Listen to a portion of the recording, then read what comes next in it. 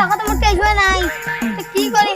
Doctor doctor তো দেখেন লিখবে, তাও আমি আপনি ম্যানেজ করে দিতে মেলা কি কি করে আগে টাকা দিতে পারি, কি করবি যাও টাকা ঢুকে না এসে আমার অসুস্থ দাম কি করবি? আজকাল পরিবেশে যে অবস্থা রে, আর কোয়াই না যায়। কি করে কি রে বাবু, কান্দিস কেন?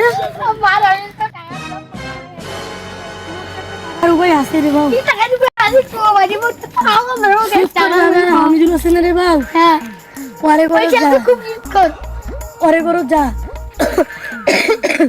পরে করো যে টাকা পরটা কিন্তু আর টাকা লাভ নেই। 1 মাসের মধ্যে টাকা না দিলে তো বান্ধি দিব।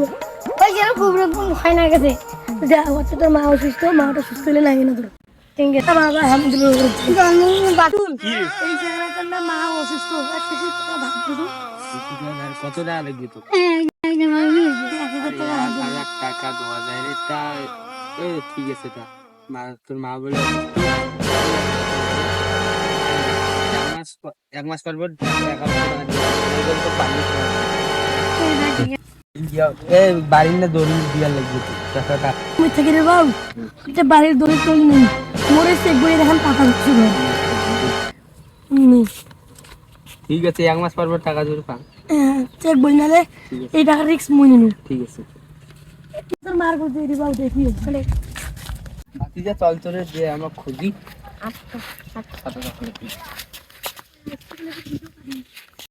এ ভাই ওরে ওরে ভাই ভাই আর তুই যে ওদের টাকা নিয়ে এলি, তুই তুই যে রিক্স নিলু, কারণ টাকা দিয়ে 1 মাস 2 দিন পেয়ে গেলে টাকা উড়বে। আর আমার 5টা দিন সময় দাও, টাকা আমার ম্যানেজ তো মই এত না পর 100 টাকা দেই মেলা লাভ কোনা, আর 5টা দিন পর 1000 টাকা এসে নিয়ে যাস। ঠিক আছে, 5 দিন খালি 1.5 দিন, 5 দিন পরে না হয় তাহলে দুজন কাকে বল বান্ধিছি।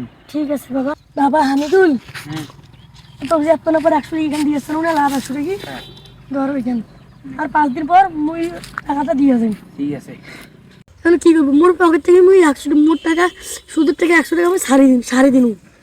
কারণ কি এরকম তুই মোর 100 টাকা এখান তো দিয়ে না নাকি, বুঝছিস? এখন ওই যদি আমাকে খুঁজি পায়, হ্যাঁ এবার আমাকে বান্ধিস ঠিবে, বান্ধি দিয়ে রাঙাইবি, বুঝছিস?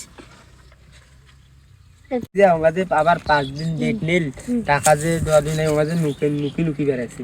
হাত তো হাত হাত তো আমার খুঁজি।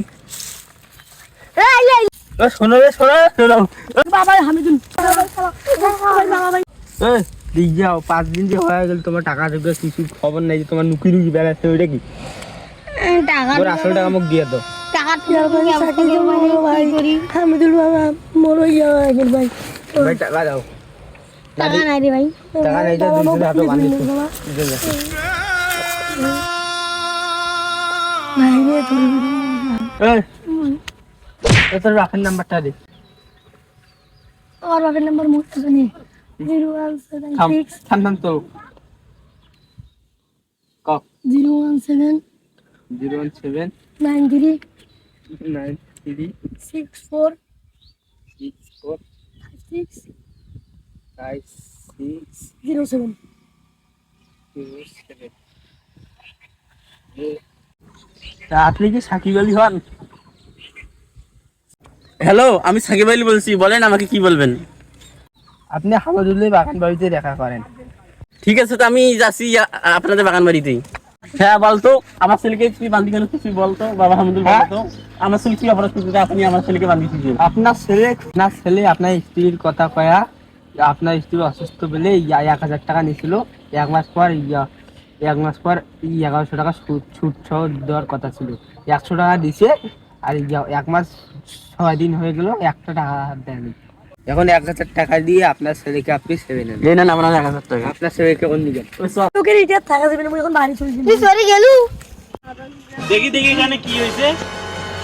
আজ শুনেন কেন শুনেন, আপনি তো আমি আমার মার অসুখ বলে আমি ওর কাছে 1000 টাকা সুদের উপরে নিয়েছিলাম। এখন আমি দিতে পারি নাই, দিকে আমার এক বন্ধু 100 টাকা ওকে দিছিল। মাসে 100 টাকা দিতে হবে ওকে সুদের উপরে, আর 800 টাকাটা থাকবে। এখন আমার বন্ধু ওকে 100 টাকা দিছিল, এখন আর 5 দিন ডেট দিছিল 800 টাকা দেওয়ার জন্য। আমরা দিতে পারি নাই, দিকে আমার 2 বন্ধুকে বেরিয়েছিল। আমার বাবা এসে টাকা দিয়ে উত্তর করবে। ও তাই, এখানে ইসলামিক দৃষ্টিতে এটা হারাম। আল্লাহ তাআলা সুদকে হারাম করেছেন। সুদ দেওয়া এবং সুদ নেওয়া দুটোই হারাম। এদের শাস্তি পরকালে জাহান্নাম হবে। ইনশাআল্লাহ তোমরা এই সুদ দেওয়া এবং সুদ নেওয়া থেকে বিরত থাকবে সবাই। সবাই ঠিক আছে তো? ইনশাআল্লাহ চেষ্টা করবো।